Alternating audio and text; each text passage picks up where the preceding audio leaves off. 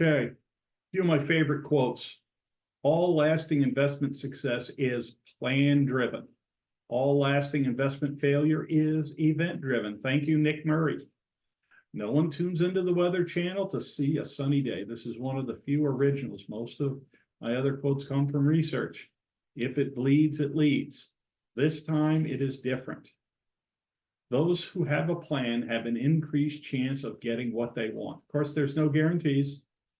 And keep in mind, news in the media slants towards bad news as it draws more readers, viewers, and clicks, which in turn helps justify prices for ad dollars. The way to make money, generally speaking, is to buy low and sell high. When your favorite coffee, beer, or whatever commodity you choose is on sale, you run down to the store and buy more of it.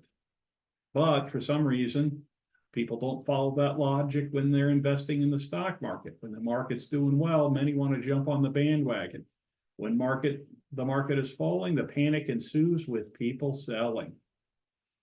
I'm going to tell you a secret how to deal with market panics.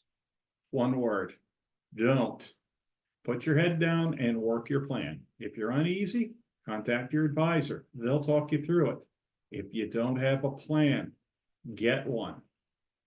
I can be reached at herwirefinancial.com. I'm licensed in several states, and I do Zoom, phone, and in-person meetings. If you don't have a plan or a planner, I can be that person. Contact me. Okay, let me give you a few facts about retirement. Every year, the things you need to buy will be more expensive. Let me ask you a question. Do you know how much money you'll need to retire comfortably and stay retired comfortably? I can help you figure out that approximate number. Once you have that number, you can formulate your plan to get there. Key question is, will your income continue to keep up with the cost of goods? The last 3 years, we've been focused on that. What you invest in will likely be an important factor in that plan. But there's always some crisis, and all quality companies respond essentially the same way to the crisis du jour. First, they defend the company. Second, they adapt to the new reality. Third, they commence growing again. That's why since 1928, quality companies have averaged about 10% growth per year. Now, it's an average, that's not every year. It's why ownership in quality companies is, in my opinion, critical to the pursuit of long-term goals. So one might ask, how do you own quality companies? That's where your investment advisor or financial planner comes in. That, combined with the financial plan, has the potential to increase your chances for success. Having the right companies will grow your pile of money, but there's a host of things that can wipe it out that have nothing to do with the market. With this process that quality companies go through to responding to the crisis du jour, if company leadership doesn't adapt, they're replaced. The fiduciary responsibility of senior management in companies is to the owners of the company. And if you're a stockholder, you're one of the owners. Okay, how can you own quality companies? Well, you can buy them individually. I used to do this before I got into the financial planning business. It was very labor intensive. I tell people I was not bad at it, but it was 6 to 10 hours just to find one name, and I wasn't always right. You can buy them through mutual funds. You can buy them through a separately managed account. Doing the individual stocks, it's very labor intensive. Mutual funds and separately managed accounts, less so. But it's ideally using a financial planner to guide and help pick investments that line up with your plan, or pick the managers that will pick those investments. So let me give you a few imaginary case studies. John Doe was born in 1963. He turned 61 this year. That year, John F. Kennedy embargoed Cuba.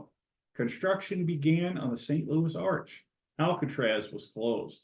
Martin Luther King gave his famous "I Have a Dream" speech. The final Mercury mission was launched.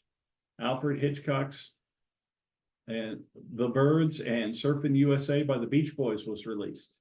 The S&P 500 closed that year at 74.56. At the end of last year, it was at 4769.83.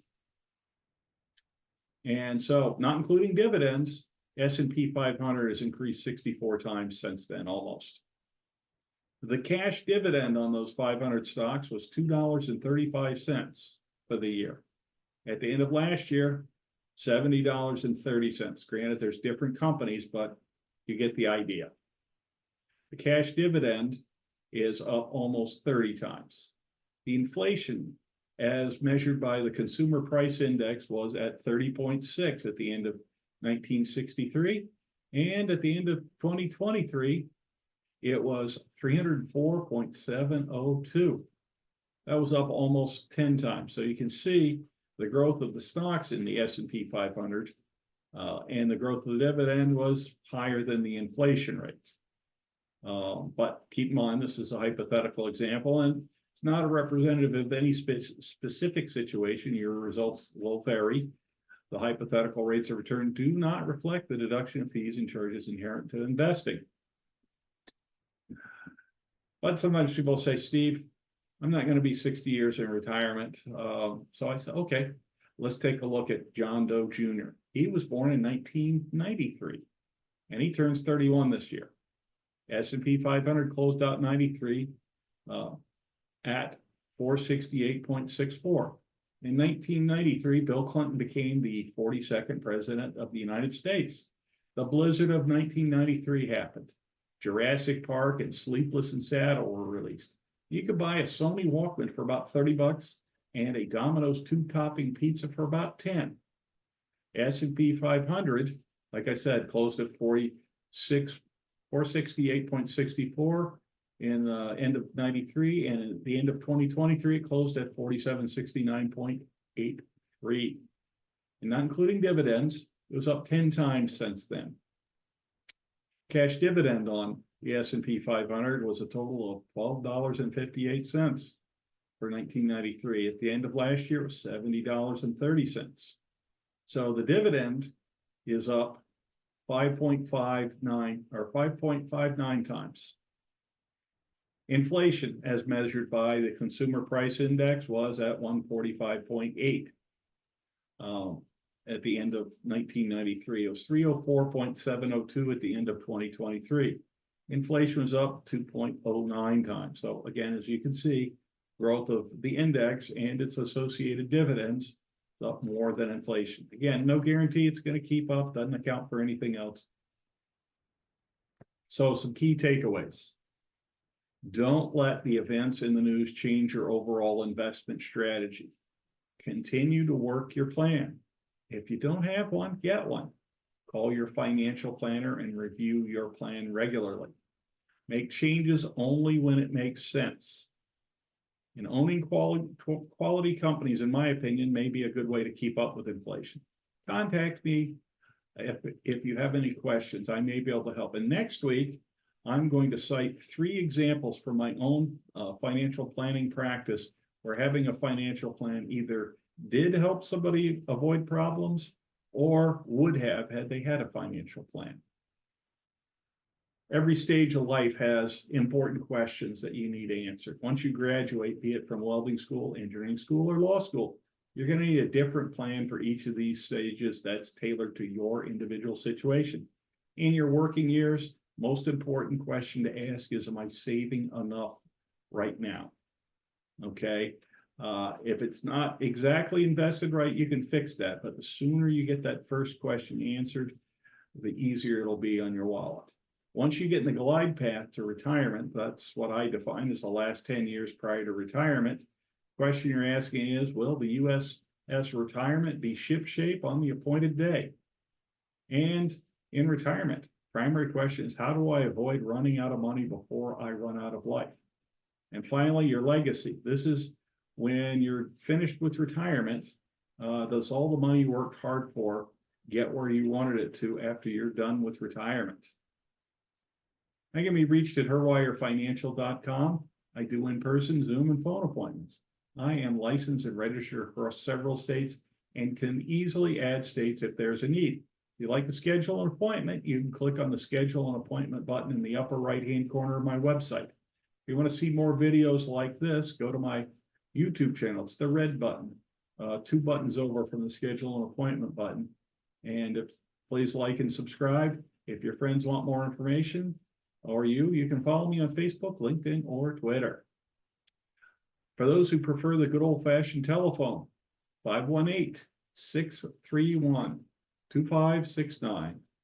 Do not text that number. You will be unhappy because it won't reach me. There's a separate texting number there.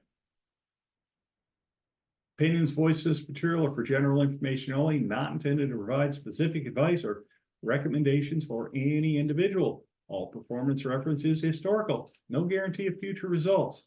All indices are unmanaged and may not be invested in directly. All data is believed to be from reliable sources. However, no representation is made as to its completeness or accuracy.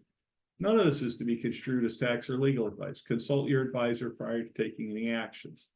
These are hypothetical examples, not representative of any specific situation. Your results will vary. The hypothetical rates of return used do not reflect the deduction of fees and charges inherent to investing. Hey, everybody, have a great Memorial Day weekend, and remember to honor those who paid the ultimate sacrifice.